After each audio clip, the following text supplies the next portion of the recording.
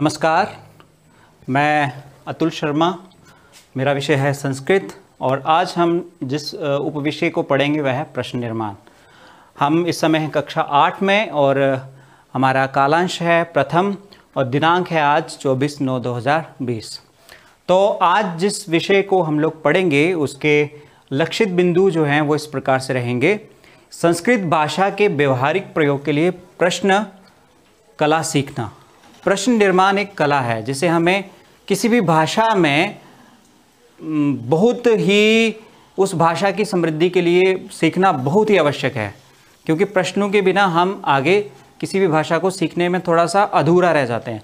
तो दूसरा, भाषा में दक्षता के लिए सर्वनाम प्रयोग सीखना। तो सर्वनाम संस्कृत में जो सर्वनाम रहते हैं उनके बिना, या किसी भी भाषा में सर्वनाम रहते हैं, सर्वनामों के बिना तो भाषा जो है अधूरी है। तो सर्वनामों के आधार पे ही हम लोग यहाँ पर प्रश्न निर्माण सीखेंगे और उसके बाद बर्तनी की शुद्धता सहित सही लिखने की योग्यता का विकास भी हमारा इसी से होगा। सीखे गए ज्ञान को परिवेश से जोड़ सकने की जागरूकता होगी। हमारा जो परिवेश है, जो व्यवहार है, या हम जो सामाजिक यहाँ रहते हैं वहाँ के जितने भी प्रश्न बनते हैं उनका हम लोग निर्माण करना सीखेंगे। उसके बाद अधिगम का स्वयं के जीवन में उपयोग एवं सृजन शक्ति का विकास। इसी तरह से हम लोग अनेकों वाक्यों का सृजन कर सकें, ऐसे प्रश्न निर्माण पर आधारित वाक्यों का सृजन कर सकें, उसे आज के हम लोग इस अंतराल में सीखेंगे। तो चलिए बढ़ते हैं हम आगे। पाठ संख्या 6, प्रश्न संख्या 6। सप्तककाराः। सप्तककाराः अर्थात 7 क। कौन कौन से हैं वो यहाँ पर हम बात करेंगे उनकी। 1 नंबर पे है किम, फिर उसके बाद कुत्र, फिर कति, फिर कदा। ये हो गए 4। फिर उसके बाद 5वां हो गया कुतः, कथम और किमर्थम। अब हम क्या करेंगे, सबसे पहले इनको याद करने की कोशिश करेंगे, लर्न करेंगे, क्योंकि प्रश्न निर्माण के लिए इन 7 का आपको ज़िंदगी भर आना बहुत ज़रूरी है। क्या, किस तरह से याद करना, हमने थोड़ा सा हम कविता की शैली में इसको याद करने की कोशिश करेंगे। आपने इस तरह से बोलना है। कैसे? किम कुत्र कति कदा। कैसे बोलेंगे आप? बोलिए। किम कुत्र कति कदा, कुतः कथम किमर्थम, कुतः कथम किमर्थम। इस तरह से आपने इसको बार बार बोलना है। जैसे आप बार बार बोलेंगे ये आपको याद हो जाएगा। अब ये है क्या? मेरा नाम रमेश है। आपको इस तरह से पुस्तक में आएगा और अंडरलाइन होगा वर्ड, जिसको हम कहते हैं रेखांकित शब्द। रेखांकित शब्द आएगा इस तरह से, जैसे मेरा नाम रमेश है। ये मैंने हिंदी में लिखा है आपके समझाने के लिए। उसी की संस्कृत रहेगी मम नाम रमेशः अस्ति। तो रमेशः जो है वो आपकी पुस्तक में क्या होगा? अंडरलाइन। तो अब रमेशः की जगह आपने प्रश्नवाचक जो शब्द है उसका प्रयोग करके एक प्रश्न बनाना है, ठीक है, जिसको आप कहते हैं इंटेरोगेटिव सेंटेंस। इंटेरोगेटिव सेंटेंस बनाना आपने संस्कृत में। तो आप सबसे पहले मैं उसकी हिंदी बताऊंगा। इस हिंदी का प्रश्न किस तरह से बनाएंगे? जैसे लिखा है मेरा नाम रमेश है, तो प्रश्न क्या बनाया हमने हिंदी में? आपका नाम क्या है? आपका नाम क्या है? उसी तरह से आपका नाम क्या है, इसकी संस्कृत है तव नाम किम। जैसे मेरा नाम रमेश है, मम नाम रमेशः अस्ति, वैसे आपका नाम क्या है? तव नाम किम। तो अब जब हम लोग संस्कृत में पूछेंगे आपका नाम क्या है, तव नाम किम, तो उत्तर क्या आएगा हमें? मम नाम रमेशः अस्ति। अर्थात जो अंडरलाइन वर्ड है उसकी जगह पे किस शब्द का प्रयोग कर रहे हैं हम लोग? किम। तो किम हमने कहाँ पढ़ा? यहाँ पर पढ़ा किम। यहाँ लिखा है ना किम कुत्र कति कदा, यहाँ पर से हमने पढ़ के इसका प्रयोग हमने यहाँ पर कर लिया। इसी तरह से आपको आपकी पुस्तक पे कुछ प्रश्न रहते हैं, वहाँ पर आप किम शब्द का प्रयोग करेंगे। कहाँ पर करेंगे? यहाँ पर अंडरलाइन जो है इस तरह से रहेगा, अर्थात उसके साथ विसर्ग होंगे, या इस तरह से कोई प्रश्न होगा तो उसका आप इस तरह से प्रश्न जो है बनाएंगे। अब आगे बढ़ते हैं। आप कहाँ रहते हैं? आप कहाँ रहते हैं? अब देखो मैंने यहाँ पर डायरेक्टली प्रश्न पूछा है आप कहाँ रहते हैं, तो उसकी संस्कृति है भवान कुत्र निवसन्ति। आप कहाँ रहते हैं? तो उत्तर है अहम भारत देशे निवसामि। अहम भारत देशे निवसामि, मैं भारत देश में रहता हूँ। अगर हमें ये प्रश्न आता है कि अंडरलाइन शब्द के ऊपर आप प्रश्न बनाओ, तो अंडरलाइन वर्ड क्या है यहाँ पर? भारत देश है। तो भारत देश की जगह पर क्या आ जाएगा? कुत्र। अहम भारत देशे निवसामि। तो प्रश्न कैसे बनेगा? भवान कुत्र निवसन्ति। हमारा तीसरा जो ककार था उसकी बात करते हैं। अब यहाँ पर एक वाक्य मैंने लिखा हुआ है, हिंदी में है वाक्य। वहाँ 5 लोग थे, जिसकी संस्कृत है तत्र 5 जनाः आसन। तत्र 5 जनाः आसन। अब आप देख सकते हो वहाँ की संस्कृत तत्र है, 5 की पंच है, लोग थे इसकी है जनाः आसन। तो अब इसके ऊपर हम लोगों ने क्या करना है, ये जो अंडरलाइन शब्द है इसको आधार बना के प्रश्न बनाना है। तो प्रश्न कैसे बनेगा, वहाँ कितने लोग थे, वहाँ कितने लोग थे। तो इसकी संस्कृत है तत्र कति जनाः आसन। तो 5 लोग थे, 5 लोग थे, उसके लिए हमने प्रश्न पूछा कति जनाः, कितने लोग थे, वहाँ कितने लोग थे। तो तत्र 5 जनाः आसन। उत्तर क्या आएगा हमारा, 5 जनाः आसन। तो ये आ गया हमारा तीसरा। चतुर्थ वाक्य है मैं प्रातःकाल विद्यालय जाऊंगा। अहम प्रातः काले विद्यालयं गमिष्यामि। अहम प्रातः काले विद्यालयं गमिष्यामि। यहाँ अंडरलाइन वर्ड कौन सा है, प्रातः काले। तो अब इसके ऊपर हमने क्या करना है, प्रश्न बनाना। तो सबसे पहले हम हिंदी में प्रश्न बनाएंगे क्योंकि हिंदी हमें आती है। तो प्रश्न है मैं कब विद्यालय जाऊंगा। तो उत्तर क्या आएगा, मैं प्रातःकाल विद्यालय जाऊंगा। तो वैसे ही हम जो प्रश्न है संस्कृत में इस तरह से पूछेंगे, अहम कदा विद्यालयं गमिष्यामि। अहम कदा विद्यालयं गमिष्यामि, मैं कब विद्यालय जाऊंगा। तो इस तरह से हमने प्रश्न पूछा, इस तरह से उत्तर आ गया। उत्तर क्या आया, अंडरलाइन। 1 वर्ड आंसर आ सकता है जिसको हम कहते हैं एक पदेन उत्तरत। अब हम बढ़ते हैं आगे और वह घर से आता है, वह घर से आता है। सा गृहात् आगच्छति, वह घर से आता है। सा गृहात् आगच्छति। अंडरलाइन वर्ड कौन सा है, घर से। तो इसकी जगह पर हमने प्रश्नवाचक जो शब्द है उसका प्रयोग करना है। तो वह कहाँ से आता है, वह कहाँ से आता है, ये प्रश्नवाचक वाक्य बन गया। तो इसकी संस्कृत होगी सा कुतः आगच्छति। वह कहाँ से आता है, सा कुतः आगच्छति, वह घर से आता है। उत्तर क्या आएगा, वह घर से आता है। इस तरह से ये था हमारा 5वां वाक्य और 5वां ककार। ये सप्त ककार जो हैं इनकी बहुत ही इंपॉर्टेंस है, इनका बहुत महत्व है। यदि आपको याद आते हैं तो आपको संस्कृत में प्रश्नवाचक वाक्य बनाने में कोई दिक्कत नहीं आएगी। बात करते हैं वाक्य नंबर 6 की, छठे वाक्य की। यह ठीक है, ये एक वाक्य है, यह ठीक है। इसको संस्कृत में इस तरह से बोलेंगे एषः सम्यक् अस्ति। यह ठीक है, एषः सम्यक् अस्ति। तो अब इसके ऊपर प्रश्न बनाएंगे, यह कैसा है, यह कैसा है। एषः कथम अस्ति, एषः कथम अस्ति, ये कैसा है। तो प्रश्न का उत्तर होगा एषः सम्यक् अस्ति। अर्थात जो अंडरलाइन वर्ड है इसकी जगह पे हमने क्या प्रयोग किया, कथम। तो इस तरह से ये था हमारा वाक्य नंबर की 7वें वाक्य की। यहाँ हिंदी में लिखा है हम पढ़ने के लिए विद्यालय जाते हैं, जिसकी संस्कृत है वयम पठनार्थम विद्यालयम गच्छामः। अब यहाँ पढ़ने के लिए अगर अंडरलाइन हो, यहाँ हो पढ़ने के लिए अंडरलाइन, पठनार्थम अंडरलाइन है, तो हम प्रश्न कैसे बनाएंगे, हम किस लिए विद्यालय जाते हैं। तो प्रश्न के लिए हमने किस शब्द का प्रयोग किया, किस लिए। तो किस लिए की संस्कृत क्या है वो आगे पढ़ेंगे। वयम किमर्थम विद्यालयम गच्छामः, वयम किमर्थम विद्यालयम गच्छामः। तो वयम किमर्थम विद्यालयम गच्छामः, वयम पठनार्थम विद्यालयम गच्छामः। इस तरह से ये 7 ककार थे। इस तरह से ये सप्त ककार थे। कौन कौन से, किम, कुत्र, कति, कदा, कुतः, कथम, किमर्थम। प्रश्न निर्माण के लिए इन 7 ककारों का आपको आना बहुत ज़रूरी है। इन 7 ककारों को अगर आप एक बार याद कर लेंगे तो आपको अभी से लेकर के 10वीं कक्षा तक संस्कृत में ये प्रश्न बार बार आता है, वहाँ पर ये आपको बहुत ही काम आएंगे। और अभी जो हमारा लेसन नंबर 6 है उसका प्रश्न संख्या 6 है, वो आपको मैं अगली स्लाइड में दिखाता हूँ और समझाता हूँ कि उनकी जगह पे आपने किन किन प्रश्नवाचक शब्दों का प्रयोग करना है। इसके अतिरिक्त आपको मैं शब्द रूप दिखाऊंगा, किम शब्द रूप, वो भी आप देखेंगे और उसके बाद प्रश्नों का उत्तर देंगे। हम शून्यम सुताम विना इस चैप्टर में प्रश्न नंबर 6 इस प्रकार से लिखा हुआ है, रेखांकित पदम आदृत्य प्रश्न निर्माणम कुरुत। अर्थात रेखांकित पद के आधार पर प्रश्न निर्माण कीजिए।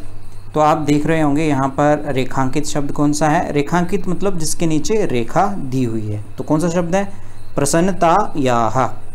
तो प्रसन्नतायाः विषयो अयम, ऐसा लिखा हुआ है यहाँ पर। क्या लिखा है? प्रसन्नतायाः विषयो अयम। देखते हुए अंडरलाइन शब्द जो है प्रसन्नतायाः विषयो अयम ऐसे लिखा है। तो इसके ऊपर आपने प्रश्न बनाना है। इसका हिंदी में अर्थ है प्रसन्नता का विषय है ये। ठीक है, प्रसन्नता का विषय है ये। तो अब प्रसन्नता का विषय है ये, इसका अगर हम हिंदी में प्रश्न बनाएं तो किस तरह से बनाएंगे? किसका विषय है ये, है ना? तो प्रसन्नता का, तो किसका की संस्कृत क्या होगी? उसी तरह से सर्वकारस्य घोषणा अस्ति, सरकार की घोषणा है। तो यहाँ अंडरलाइन वर्ड कौन सा है? सर्वकारस्य। वैसे ही अहम स्वापराधम स्वीकरोमि, मैं अपना अपराध स्वीकार करता हूँ। यहाँ अंडरलाइन शब्द कौन सा है? स्वापराधम। आगे है समयात् पूर्वम आयासम करोसि, है ना? यहाँ अंडरलाइन शब्द कौन सा है? समयात्। कौन सा है? समयात्। समय से पूर्व प्रयास कर रहे हो, करते हो, या इच्छा करते हो। तो उसके बाद है अंत में अंबिका क्रोड़े उपविशति, अंबिका गोद में बैठती है। अंबिका कहाँ बैठती है? इस तरह से प्रश्न होगा। अंबिका क्रोड़े उपविशति, अंबिका गोद में बैठती है। इस तरह का प्रश्न हमें कक्षा 7 से शुरू होता है और कक्षा 10 तक इसी तरह का प्रश्न आता ही आता है। प्रश्न निर्माण कीजिए। तो इस प्रश्न निर्माण कीजिए प्रश्न को समझने के लिए हमें किम शब्द रूप जो है वो आना चाहिए, वो वाले शब्द आने चाहिए जो प्रश्न निर्माण करने के लिए हमें आवश्यक हैं। तो संस्कृत में किसी भी शब्द की 7 विभक्तियाँ होती हैं, 8वां संबोधन होता है, स्त्रीलिंग पुल्लिंग नपुंसकलिंग भी होता है। तो हम चलते हैं अब किम शब्द रूप की ओर। यहाँ हम जानेंगे कि कौन कौन से शब्द हैं जिनको हम प्रश्न निर्माण के लिए प्रयोग कर सकते हैं। तो चलिए बढ़ते हैं हम लोग प्रश्न निर्माण की ओर। बच्चों, अगर आपके पास बुक है घर में तो आप अपनी बुक के अंत में भी इस शब्द रूप को देखेंगे। तो यहाँ लिखा हुआ है एक तरफ विभक्ति, फिर एक वचन, द्विवचन और बहुवचन। तो ये किम शब्द रूप का पुल्लिंग शब्द है, शब्द रूप है जिसमें 7 विभक्तियाँ इस तरह से होंगी। प्रथमा है कह, कऊ, के, जिसका अर्थ है कौन, कौन दो, कौन सब। द्वितीया कम, कऊ, कान, क्या है? कम, कऊ, कान, इसका अर्थ है किसको, किन दोनों को, किन सबको। तो तृतीय विभक्ति है केन काभ्याम कैहि। तृतीय विभक्ति में क्या लिखा है? केन काभ्याम कैहि, किसके द्वारा, किन दोनों के द्वारा, किन सब के द्वारा। ठीक है, उसके बाद है चतुर्थी विभक्ति कस्मै काभ्याम केभ्यः। फिर है पंचमी विभक्ति कस्मात् काभ्याम केभ्यः। फिर है षष्ठी विभक्ति कस्य कयोः केषां। फिर अंत में है हमारे पास सप्तमी विभक्ति कस्मिन् कयोः केषु। तो ये था हमारा पुल्लिंग किम शब्द रूप। आपने इसको याद करना है, इसको बार बार याद कर लेना है, लर्न कर लेना है।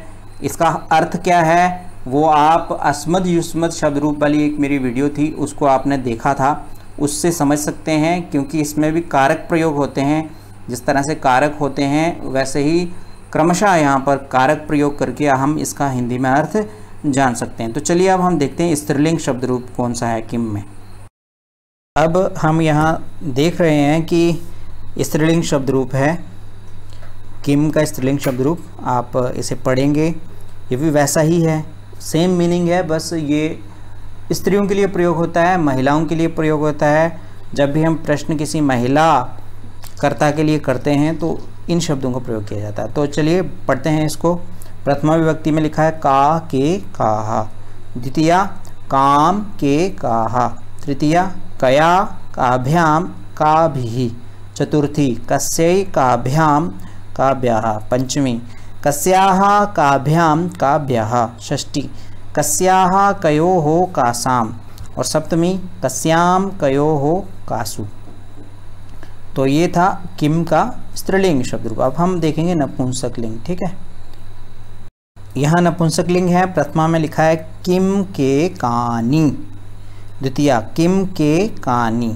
नपुंसकलिंग में यही 2 विभक्तियाँ हैं जो एक जैसी लिखी जाती हैं, प्रथमा और द्वितीया। फिर उसके बाद जैसा पुल्लिंग में लिखा जाता है हूबहू वैसा ही आपको पढ़ने को मिलेगा। तृतीया केन काभ्याम केहि, चतुर्थी कस्मै काभ्याम केभ्यः, पंचमी कस्मात् काभ्याम केभ्यः, षष्ठी कस्य कयोः केषाम, और सप्तमी कस्मिन् कयोः केषु। ठीक है, अभी आपने ये शब्द रूप अच्छे से देख लिया होगा। तो चलिए हम अब चलते हैं फिर से प्रश्न की ओर और देखते हैं उसके उत्तर। तो आप यहाँ देख रहे होंगे सबसे पहले क में लिखा हुआ है प्रसन्नतायाः। क्या लिखा है? प्रसन्नतायाः। तो प्रसन्नतायाः यहाँ लिखा हुआ है और इसका उत्तर है क्या है? कस्याः। प्रसन्नतायाः की जगह पर क्या आ रहा है? कस्याः। ठीक है, कस्याः विषयो अयम, तो प्रसन्नतायाः विषयो अयम। तो ये कस्याः कहाँ से लिया गया? स्त्रीलिंग, षष्ठी विभक्ति एक वचनम। अभी जो हमने किम शब्द रूप पढ़ा उसमें षष्ठी विभक्ति एक वचनम आप देखेंगे तो क्या लिखा हुआ है? कस्याः। तो इसी के साथ हम दूसरा देखते हैं। दूसरा है सर्वकारस्य घोषणा अस्ति। तो सर्वकारस्य, तो यहाँ क्या लिखा है? कस्य घोषणा अस्ति। क्या लिखा है? कस्य घोषणा अस्ति। तो सर्वकारस्य की जगह पर क्या आ रहा है? कस्य। यहाँ पर स्या अंत में आता है, वहाँ पर यह ऐसा लिखा जाता है कस्य। तो ये पुल्लिंग षष्ठी विभक्ति एक वचन में लिखा हुआ है कस्य। तो देखा आपने, बिना किम शब्द रूप के हमें ये आ नहीं सकता, इसलिए किम शब्द रूप हमें जरूरी आना चाहिए, तभी हम लोग प्रश्न निर्माण वाले प्रश्न को अच्छे से कर पाएंगे। अब आगे चलते हैं। ग में लिखा है अहम स्वापराधम स्वीकरोमि। तो प्रश्न कैसे बनेगा? अहम किम कम स्वीकरोमि। अहम किम अथवा कम स्वीकरोमि। तो अब उसके बाद है समयात् पूर्वम आयासम करोषि। तो उत्तर क्या रहेगा? कस्मात् पूर्वम आयासम करोषि।